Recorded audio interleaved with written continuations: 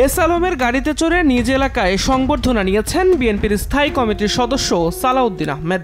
এমন খবর প্রকাশের পর গণমাধ্যমের সামনে দলটির অন্যতম নীতি নির্ধারক একটি সংবাদ প্রকাশিত হয়েছে যে আমি সোমবার দুপুরে গুলশানের নিজ বাসায় সংবাদ সম্মেলনে এ ঘটনায় দুঃখ প্রকাশ করেন তিনি। বলেন, অনাকাঙ্ক্ষিতভাবে এস আলম গ্রুপের এক কর্মীর গাড়িতে চড়েছিলেন তিনি, তবে জানতেন না গাড়িটি কার।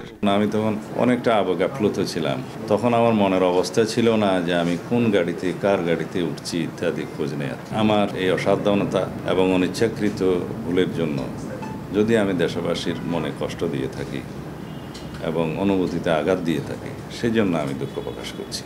একই দিন নয়াপল্টনে বিএনপির কেন্দ্রীয় কার্যালয়ের সামনে বন্যার্তদের মাঝে ত্রাণ সামগ্রী বিতরণ কর্মসূচির উদ্বোধন করেন বিএনপির সিনিয়র যুগ্ম মহাসচিব অ্যাডভোকেট রুহুল কবির রিজভী। এ সময় তিনি বলেন, ভারত বাংলাদেশের মানুষের কথা ভাবে না, তারা ভাবে শেখ হাসিনার কথা। শেখ হাসিনার পরিবারের সদস্যরা বিদেশে কি করছেন এবং তাদের আয়ের উৎস কি তা নিয়েও প্রশ্ন তোলেন রিজভী।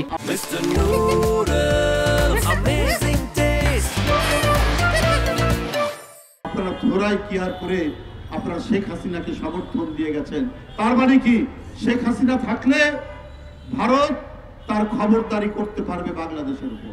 এদিকে জাতীয় প্রেস ক্লাবের সামনে তৃণমূল নাগরিক আন্দোলনের অবস্থান কর্মসূচিতে যোগ দেন বিএনপি চেয়ারপারসনের উপদেষ্টা জয়নুল আবেদিন ফারুক। বলেন, যৌথ বাহিনীর অভিযানে সব অবৈধ অস্ত্র উদ্ধার করা না গেলে আওয়ামী সন্ত্রাসীরা যে কোনো সময় মাথাচাড়া দিয়ে উঠতে পারে।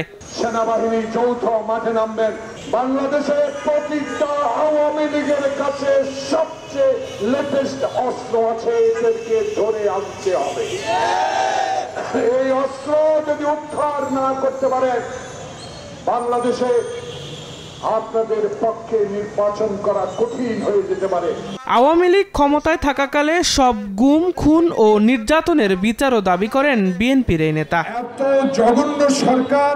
দিন মোহাম্মদ সাব্বির, সময় সংবাদ, ঢাকা।